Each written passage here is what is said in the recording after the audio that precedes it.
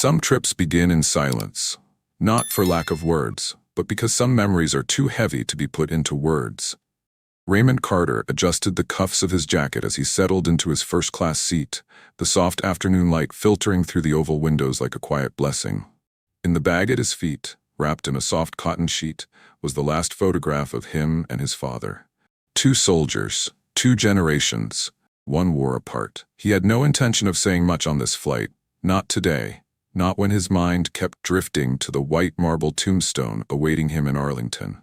All he wanted was to place the photo beneath him before the sun set, and perhaps for the first time in years, find the words he had never spoken when his father was still alive. The plane was about to depart from Dallas to Washington, D.C., a short domestic flight, nothing special. If the man in military uniform hadn't walked into the business-class cabin with a straight back and deep eyes as if he was carrying a part of his unpacked memories. His name was Raymond Miller. A black veteran in his 50s, his face was lined with years, and his demeanor was both majestic and quiet.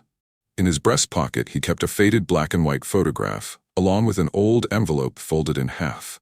No one knew what was in it, but the way he gently touched it told the observant it was something he could not allow himself to lose. Raymond is on his way to Arlington Cemetery, where his late father, an American soldier who died in the Gulf War, lies forever, over the past 3 decades. Today marks 30 years since his passing, and Raymond, as a promise never forgotten, returned to burn incense for his father, bringing with him silence and unspoken gratitude. As he entered the business-class cabin, Raymond stood up straight and nodded politely to the stewardess standing near the door. "Good afternoon," he said in a deep voice. But the woman's eyes, a white flight attendant named Lisa, just swept past him, as if her greeting had been a wisp of smoke. No smile, no response, just a blank, cold stare, as if he had just soiled the polished space with his mere presence. A few passengers turned to look at him, some curiously, some with a frown of confusion. But no one said anything. Raymond knew those looks. He had seen them all his life. And as usual, he said nothing. He just quietly walked back to his seat, gently adjusted his uniform, then closed his eyes as if he was embracing his sadness inside, so that it wouldn't bother anyone. Raymond Miller, dressed in a dignified veteran uniform, boarded the business-class cabin with a calm demeanor. He placed his bag in the overhead compartment as carefully as if he were arranging valuables. Although he was used to flying business class, today it felt different. The luxurious space of the plane did not seem to welcome him, but instead there was an invisible alienation, an invisible wall that was gradually building. His eyes met the people around him, but no one returned his gaze. Some passengers blinked and looked away, showing their annoyance, while others only glanced at him curiously, seemingly unsure of how to react. But among all the gazes, there was only one person who made him feel the most discrimination: Lisa, the flight attendant. As she passed, her eyes, cold and distant, swept over him as if he did not exist in this space. She did not greet, did not smile, just a passing glance, as if his presence defiled the elegance and luxury of the plane cabin. Raymond was silent, with a determined but thoughtful expression. He reached into his pocket, pulled out the plane ticket, and handed it to Lisa, slowly but firmly. She took the ticket without a word of thanks or apology, just glanced at it with indifference and turned away immediately, without a word of explanation, without a word of welcome. No one in the cabin spoke, no one dared to say anything. It seemed everyone agreed with that heavy silence. Raymond felt the distinct chill in the air, but he did not react. He simply raised his hand, gently, without haste, and asked for a glass of water. His voice was low, without any anger or argument, just a simple request, but it contained so many meaningful silences. "Could I get a glass of water, please?" Lisa turned back, and although her expression didn't change, her voice was still as cold as ice. "You can wait until economy service starts." Without a word in reply, Raymond just nodded slightly, gently withdrawing his hand. He said nothing, did not get angry, did not protest. There was only that silence, like a sigh of a lifetime, of a soldier too accustomed to wordless wars. He looked around, not to find sympathy, but to face himself, to the deep sadness that he could never express. Everything around them seemed to stop. The luxurious cabin suddenly became stuffy, and all eyes were on Raymond, although no one said anything. But in that silence, one thing was clear. Respect is not always given naturally, and sometimes silence is the most powerful weapon. Everything was quiet in the business-class cabin, except for the roar of the plane's engines overhead. Raymond Miller sat silently, staring out the window, as if facing distant memories, moments that his life had engraved, things he could not change. But just as he was about to close those thoughts, a slight movement from the passenger behind him made him lean forward. A small, insignificant collision, but enough to pull him out of those memories. In that moment, he felt something cold and extremely familiar, as if something from the past had just shattered. And immediately a small, seemingly insignificant detail fell out of his pocket. An old photo, stained by time. The black and white photograph, faded and fading with age, floated through the air and fell to the floor of the plane. It stopped right at the feet of Lisa, a woman Raymond had never recognized with his normal eyes. She was bent over, not out of sympathy or concern, but simply because of the emotionless work she was doing. Lisa picked up the photo, and the moment she saw it, something small but very clear stopped inside her. She looked down at the black and white photo, then back up at Raymond.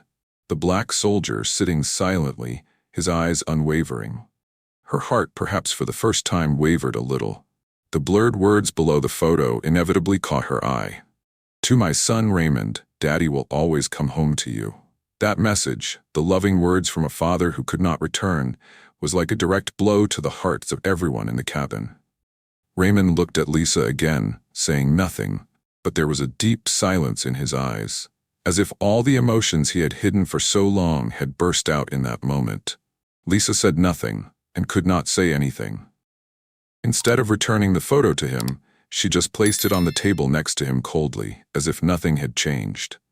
Then she turned away, walking like an emotionless machine, as if not the slightest bit moved by the pain that the man was carrying throughout this journey.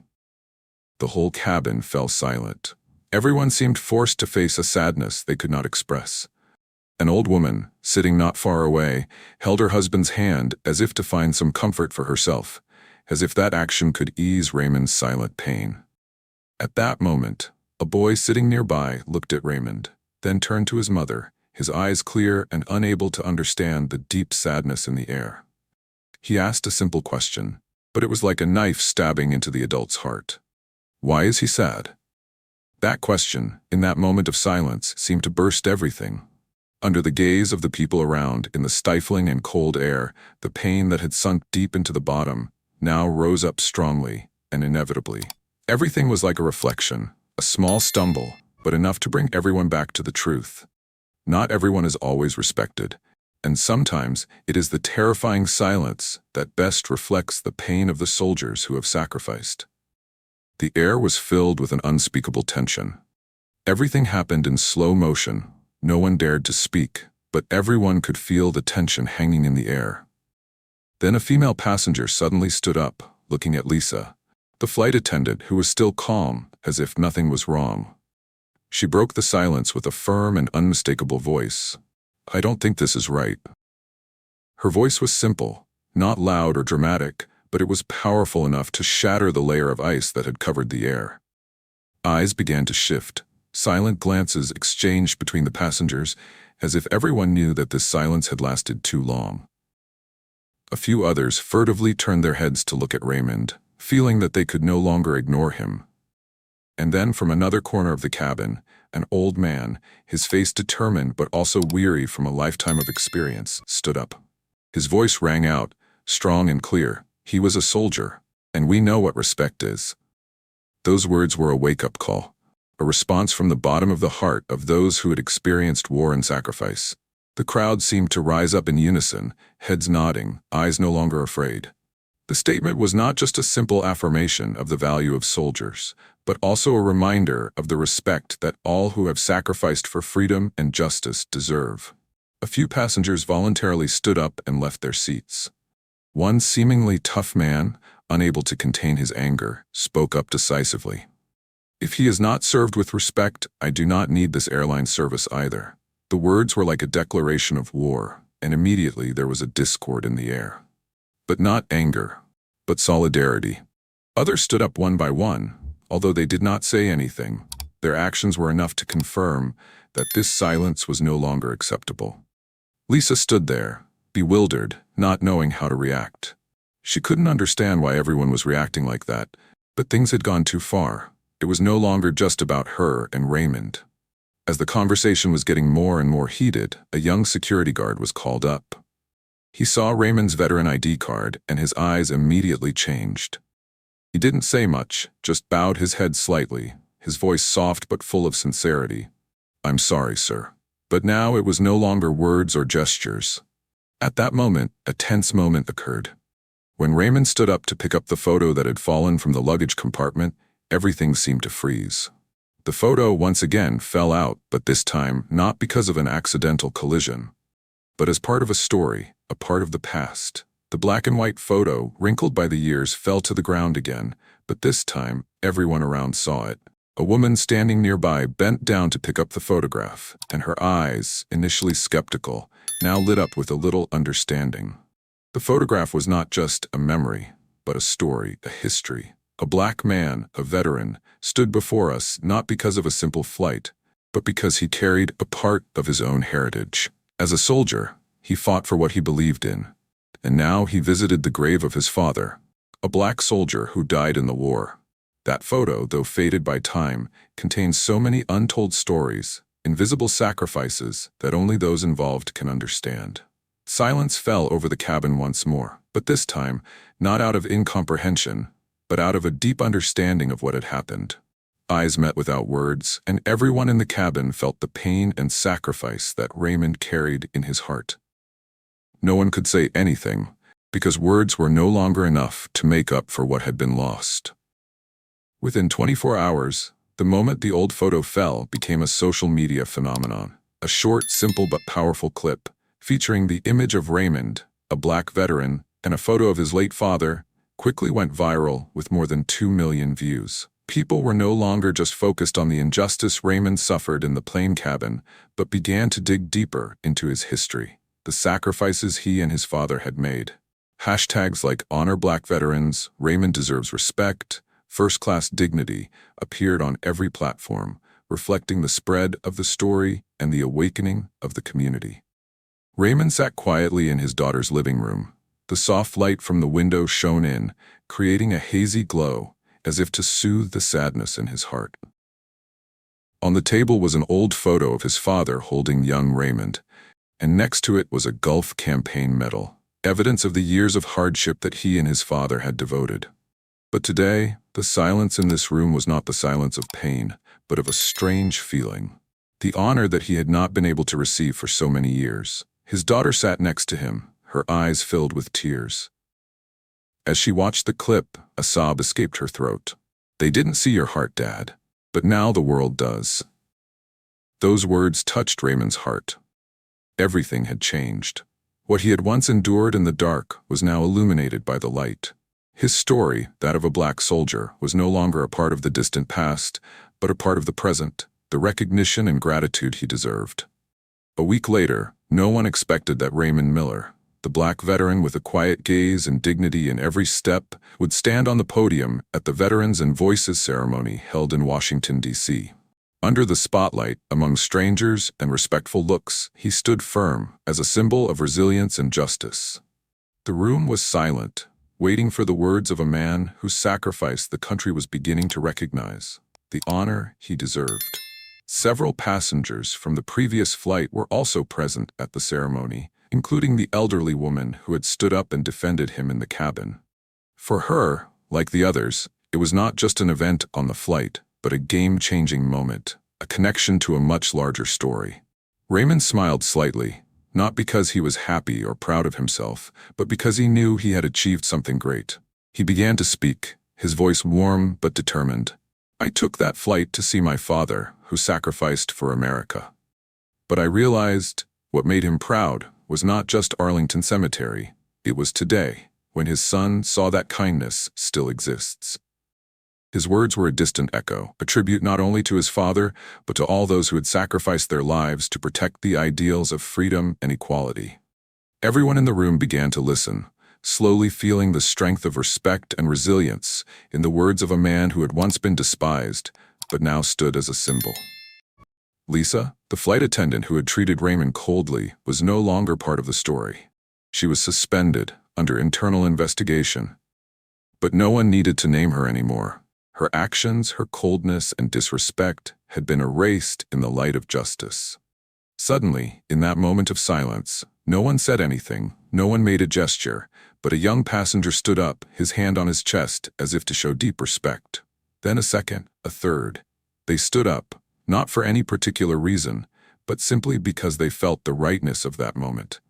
There were no words, no applause, just respectful and sacred actions. The atmosphere in the room suddenly became heavy, not because of sadness, but because of quiet, touching, and noble honor.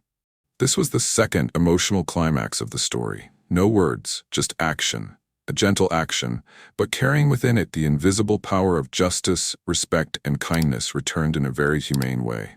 Raymond stood there, silent, but in his eyes was relief, a faith in humanity that he had found again. A month after the ceremony in Washington, D.C., Raymond Miller was no longer an anonymous veteran. He was a symbol of something bigger. Not just a lost dignity, but a legacy of courage and compassion.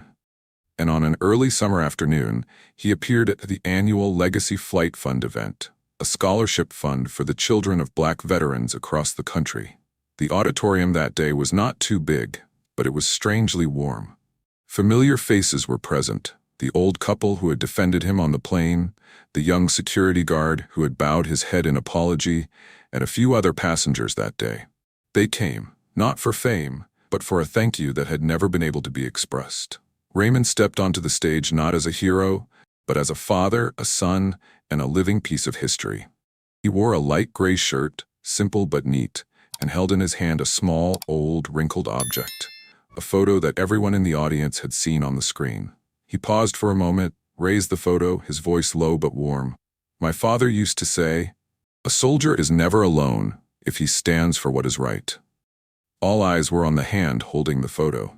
And in that moment, people saw not only the image of an old soldier holding his young son in his arms, but also a forgotten generation, gradually being remembered. He didn't cry, but in his eyes was an emotion that transcended all resentment. It was a recovery, a healing that came not from apologies, but from being seen, truly, with the heart.